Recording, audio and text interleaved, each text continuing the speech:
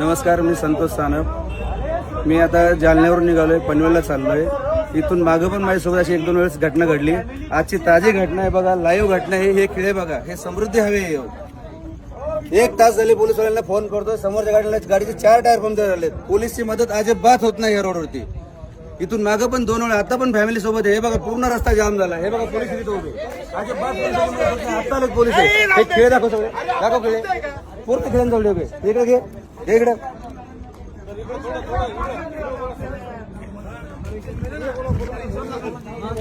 भाऊ, इथून मागून माझ्यासोबत अशा घटना 2 वेळा झाल्यात. तेव्हा पण मी पोलिसांना फोन केला, अजिबात पोलिसांची मदत होत नाही.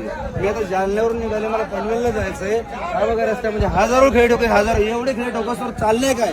अर्धा रस्ता बंद करून जर चोर खेळ ठोकतात, पोलीस करतात काय? रोडवाले कॉन्ट्रॅक्ट करतोय काय? काय सुविधा आहे रोडला? कशाला हा रोड बनलाय?